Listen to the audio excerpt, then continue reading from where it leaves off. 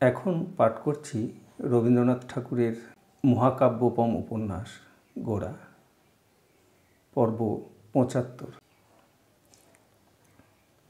গোরা লিখনটি লিখিয়া যখন হরিমোহিনীর হাতে দিল, তখন তাহার মনে হইল সুচরিতা সম্বন্ধে সে যেন ত্যাগপত্র লিখিয়া দিল।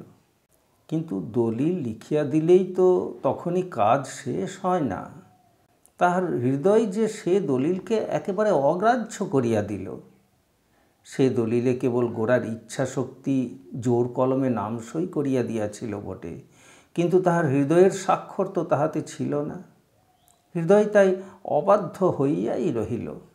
এমনি ঘোরতর অবাধ্যতা যে সেই রাত্রেই গোরাকে একবার সুচরিতার বাড়ির দিকে দৌড় করাইয়াছিল আর কি। কিন্তু ঠিক সেই মুহূর্তেই গির্জার ঘড়িতে 10টা বাজিল এবং গোরার চৈতন্য হইল এখন কাহারও বাড়িতে গিয়া দেখা করিবার সময় নয়। তাহার পরে গির্জার প্রায় সকল ঘড়িই গোরা শুনিয়াছে, কারণ বালির বাগানে সে রাত্রে তাহার যাওয়া ঘটিল না। পরদিন প্রত্যুষে যাইবে বলিয়া সংবাদ পাঠাইয়াছে। প্রত্যুষেই বাগানে গেল, কিন্তু যে প্রকার নির্মল ও বলশালী মন লইয়া সে প্রায়শ্চিত্ত গ্রহণ করিবে স্থির করিয়াছিল, সেরকম মনের অবস্থা তাহার কোথায়? অধ্যাপক পণ্ডিতেরা অনেকে আসিয়াছেন, আরও অনেকের আসিবার কথা। গোরা সকলের সংবাদ লইয়া সকলকে মিষ্ট সম্ভাষণ করিয়া আসিল। তাহারা গোরার সনাতন ধর্মের প্রতি অচল নিষ্ঠার কথা বলিয়া বারবার সাধুবাদ করিলেন। বাগান ক্রমেই কোলাহলে পূর্ণ হইয়া উঠিল। গোরা চারিদিক তত্ত্বাবধান করিয়া বেড়াইতে লাগিল, কিন্তু সমস্ত কোলাহল এবং কাজের ব্যস্ততার মধ্যে গোরার হৃদয়ের নিগূঢ় তলে একটা কথা কেবলই বাজিতেছিল। কে যেন বলিতেছিল, অন্যায় করেছ, অন্যায় করেছ। অন্যায়টা কোনখানে তাহা তখন স্পষ্ট করিয়া চিন্তা করিয়া দেখিবার সময় ছিল না। কিন্তু কিছুতেই সে তাহার গভীর হৃদয়ের মুখ বন্ধ করিতে পারিল না। প্রায়শ্চিত্ত অনুষ্ঠানের বিপুল আয়োজনের মাঝখানে তাহার হৃদয়বাসী কোন গৃহশত্রু তাহার বিরুদ্ধে আজ সাক্ষ্য দিতেছিল, বলিতেছিল, অন্যায় রহিয়া গেল। এ অন্যায় নিয়মের ত্রুটি নহে, মন্ত্রের ভ্রম নহে, শাস্ত্রের বিরুদ্ধতা নহে। এ অন্যায় প্রকৃতির ভিতরে ঘটিয়াছে। এই জন্য গোরার সমস্ত অন্তঃকরণ এই অনুষ্ঠানের উদ্যোগ হইতে মুখ ফিরাইয়াছিল। সময় নিকটবর্তী হইল। বাহিরে বাঁশের ঘের দিয়া পাল টাঙাইয়া সভাস্থান প্রস্তুত হইয়াছে। গোরা গঙ্গায় স্নান করিয়া উঠিয়া কাপড় ছাড়িতেছে। এমন সময় জনতার মধ্যে একটা চঞ্চলতা অনুভব করিল। একটা যেন উদ্বেগ ক্রমশ চারিদিকে ছড়াইয়া পড়িয়াছে। অবশেষে অবিনাশ মুখ বিমর্ষ করিয়া কহিল, আপনার বাড়ি থেকে খবর এসেছে, কৃষ্ণদয়াল বাবুর মুখ দিয়ে রক্ত উঠছে। তিনি সত্বর আপনাকে আনবার জন্যে গাড়িতে করে লোক পাঠিয়েছেন। গোরা তাড়াতাড়ি চলিয়া গেল। অবিনাশ তাহার সঙ্গে যাইতে উদ্যত হইল। গোরা কহিল, না, তুমি সকলের অভ্যর্থনায় থাকো, তুমি গেলে চলবে না। গোরা কৃষ্ণদয়ালের ঘরে প্রবেশ করিয়া দেখিল তিনি বিছানায় শুইয়া আছেন এবং আনন্দময়ী তাহার পায়ের কাছে বসিয়া ধীরে ধীরে তাহার পায়ে হাত বুলাইয়া দিতেছেন। গোরা উদ্বিগ্ন হইয়া উভয়ের মুখের দিকে চাহিল। কৃষ্ণদয়াল ইঙ্গিত করিয়া পার্শ্ববর্তী চৌকিতে তাহাকে বসিতে বলিলেন। গোরা বসিল। গোরা মাকে জিজ্ঞাসা করিল, এখন কেমন আছেন? আনন্দময়ী কহিলেন, এখন একটু ভালোই আছেন। সাহেব ডাক্তার ডাকতে গেছে। ঘরে শশীমুখী এবং একজন চাকর ছিল। কৃষ্ণদয়াল হাত নাড়িয়া তাহাদিগকে বিদায় করিয়া দিলেন।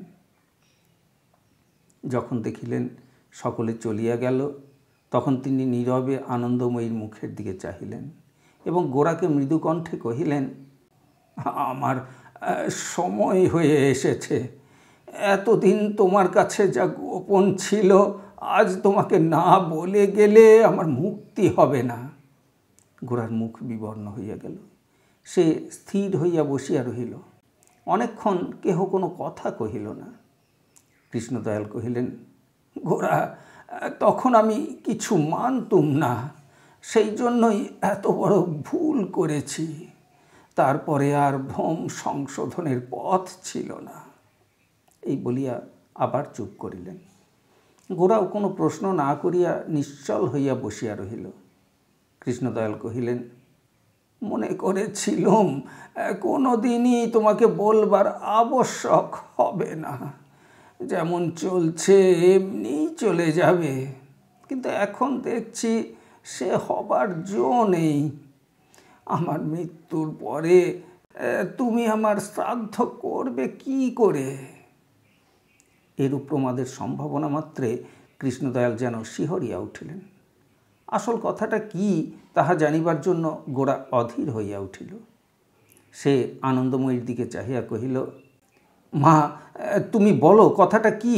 শ্রাদ্ধ করবার অধিকার আমার নেই। আনন্দময়ী এতক্ষণ মুখ নত করিয়া স্তব্ধ হইয়া বসিয়াছিলেন। গোরার প্রশ্ন শুনিয়া তিনি মাথা তুলিলেন এবং গোরার মুখের দিকে দৃষ্টি রাখিয়া কহিলেন, না বাবা, নেই। গোরা চকিত হইয়া উঠিয়া কহিল, আমি আমি ওর পুত্র নই? আনন্দময়ী কহিলেন, না। অগ্নিগিরির অগ্নি উচ্ছ্বাসের মতো তখন গোরার মুখ দিয়া বাহির হইল, মা, তুমি আমার মা নও? আনন্দময়ীর বুক ফাটিয়া গেল। তিনি অশ্রুহীন রোদনের কণ্ঠে কহিলেন, বাবা গোরা, তুই যে আমার পুত্রহীনার পুত্র, তুই যে গর্ভের ছেলের চেয়ে অনেক বেশি বাবা।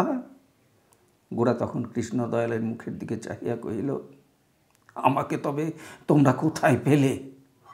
কৃষ্ণদয়াল কহিলেন, তখন মিউটিনি, আমরা এটোয়াতে।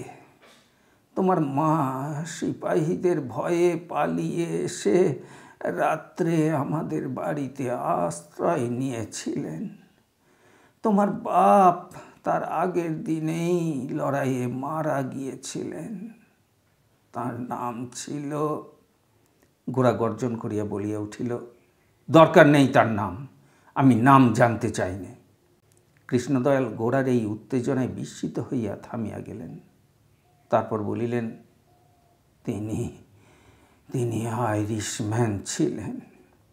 সেই রাত্রেই তোমার মা তোমাকে প্রসব করে মারা গেলেন। তারপর থেকেই তুমি আমাদের ঘরে মানুষ হয়েছ। এক মুহূর্তেই গোরার কাছে তাহার সমস্ত জীবন অত্যন্ত অদ্ভুত একটা স্বপ্নের মতো হইয়া গেল। শৈশব হইতে এত বৎসর তাহার জীবনের যে ভিত্তি গড়িয়া উঠিয়াছিল তাহা একেবারেই বিলীন হইয়া গেল। সে যে কি, সে যে কোথায় আছে তাহা যেন বুঝিতেই পারিল না। তাহার পশ্চাতে অতীতকাল বলিয়া যেন কোনো পদার্থই নেই, এবং তাহার সম্মুখে তাহার এতকালের এমন একাগ্র লক্ষ্যবর্তী সুনির্দিষ্ট ভবিষ্যৎ একেবারে বিলুপ্ত হইয়া গেছে। সে যেন কেবল এক মুহূর্ত মাত্রের পদ্মপত্রে শিশির বিন্দুর মতো ভাসিতেছে। তাহার মা নাই, বাপ নাই, দেশ নাই, জাতি নাই, নাম নাই, গোত্র নাই, দেবতা নাই, তাহার সমস্তই একটা কেবল না। সে কি ধরিবে, কি করিবে, আবার কোথা হইতে শুরু করিবে, আবার কোন দিকে লক্ষ্য স্থির করিবে, আবার দিনে দিনে ক্রমে ক্রমে কর্মের উপকরণ সকল কোথা হইতে কেমন করিয়া সংগ্রহ করিয়া তুলিবে, এই দিকচিহ্নহীন অদ্ভুত শূন্যের মধ্যে গোরা নির্বাক হইয়া বসিয়া রহিল। তাহার মুখ দেখিয়া কেহ তাহাকে আর দ্বিতীয় কথাটি বলিতে সাহস করিল না। এমন সময় পরিবারের বাঙালি চিকিৎসকের সঙ্গে সাহেব ডাক্তার আসিয়া উপস্থিত হইল। ডাক্তার যেমন রোগীর দিকে তাকাইল, তেমনি গোরার দিকেও না তাকাইয়া থাকিতে পারিল না। ভাবিল, এ মানুষটা কে? তখনও গোরার কপালে গঙ্গা মৃত্তিকার তিলক ছিল, এবং স্নানের পরে সে যে গরদ পরিয়াছিল তাহা পরিয়াই আসিয়াছে। গায়ে জামা নাই, উত্তরীয়ের অবকাশ দিয়া তাহার প্রকাণ্ড দেহ দেখা যাইতেছে। পূর্বে হইলে ইংরাজ ডাক্তার দেখিবা মাত্র গোরার মনে আপনিই একটা বিদ্বেষ উৎপন্ন হইত। আজ যখন ডাক্তার রোগীকে পরীক্ষা করিতেছিল, তখন গোরা তাহার প্রতি বিশেষ একটা ঔৎসুক্যের সহিত দৃষ্টিপাত করিল। নিজের মনকে বারবার করিয়া প্রশ্ন জিজ্ঞাসা করিতে লাগিল, এই লোকটাই কি এখানে আমার সকলের চেয়ে আত্মীয়? ডাক্তার পরীক্ষা করিয়া ও প্রশ্ন করিয়া কহিল, কই, বিশেষ তো কোনো মন্দ লক্ষণ দেখি না। নারীও শঙ্কাজনক নহে এবং শরীর যন্ত্রেরও কোনো বিকৃতি ঘটে নাই। যে উপসর্গ ঘটিয়াছে সাবধান হইলেই তাহার পুনরাবৃত্তি হইবে না। ডাক্তার বিদায় হইয়া গেলে কিছু না বলিয়া গোরা চৌকি হইতে উঠিবার উপক্রম করিল। আনন্দময়ী ডাক্তারের আগমনে পাশের ঘরে চলিয়া গিয়াছিলেন। তিনি দ্রুত আসিয়া গোরার হাত চাপিয়া ধরিয়া কহিলেন, বাবা গোরা, আমার উপর তুই রাগ করিস নে, তাহলে আমি আর বাঁচব না। গোরা কহিল, তুমি এতদিন আমাকে বলনি কেন? বললে তোমার কোনো ক্ষতি হতো না। আনন্দময়ী নিজের ঘাড়ে সমস্ত দোষ লইলেন। কহিলেন, বাপ, তোকে পাছে হারাই এই ভয়ে আমি এত পাপ করেছি। শেষে যদি তাই ঘটে, তুই যদি আজ আমাকে ছেড়ে যাস, তাহলে কাউকে দোষ দিতে পারবো না গোরা, কিন্তু কিন্তু সে আমার মৃত্যুদণ্ড হবে যে বাপ। গোরা শুধু কেবল কহিল, মা। গোরার মুখে সেই সম্বোধন শুনিয়া এতক্ষণ পরে আনন্দময়ী রুদ্ধ অশ্রু উচ্ছ্বসিত হইয়া উঠিল। গোরা কহিল, মা, আমি এখন একবার পরেশবাবুর বাড়ি যাব। আনন্দময়ীর বুকের ভার লাঘব হইয়া গেল। তিনি কহিলেন, যাও বাবা। তাহার আশু মরিবার আশঙ্কা নাই, অথচ গোরার কাছে কথাটা প্রকাশ হইয়া পড়িল। ইহাতে কৃষ্ণদয়াল অত্যন্ত ত্রস্ত হইয়া উঠিলেন। কহিলেন, দেখো গোরা, কথাটা কারো কাছে প্রকাশ করবার তো দরকার দেখি নে। কেবল তুমি একটু বুঝে সুঝে বাঁচিয়ে চললেই যেমন চলছিল তেমনি চলে যাবে, কেউ টেরও পাবে না। গোরা তাহার কোনো উত্তর না দিয়া বাহির হইয়া গেল।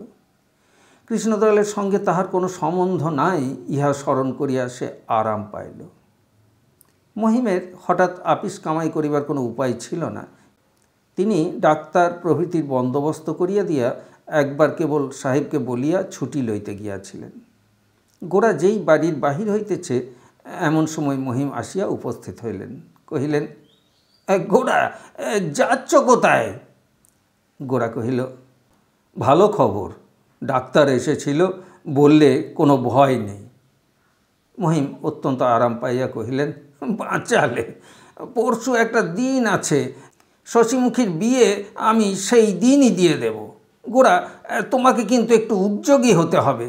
আর দেখো, বিনয়কে কিন্তু আগে থাকতে সাবধান করে দিও, সে যেন সেদিন না এসে পড়ে। অবিনাশ ভারী হিনু, সে বিশেষ করে বলে দিয়েছে তার বিয়েতে যেন ওরকম লোক না আসতে পায়। আর একটি কথা তোমাকে বলে রাখি ভাই, সেদিন আমার আপিসের বড় সাহেবদের নিমন্ত্রণ করে আনবো, তুমি যেন তাদের তেড়ে মারতে যেও না। আর কিছু নয়, কেবল একটুখানি মাথাটা নেড়ে গুড ইভিনিং স্যার বললে তোমাদের হিন্দু শাস্ত্র অসিদ্ধ হয়ে যাবে না, বরঞ্চ পণ্ডিতদের কাছে বিধান নিও। বুঝেছো ভাই, ওরা রাজার জাত, ওখানে তোমার অহংকার একটু খাটো করলে তাতে অপমান হবে না। মহিমের কথার কোনো উত্তর না করিয়া গোরা চলিয়া গেল।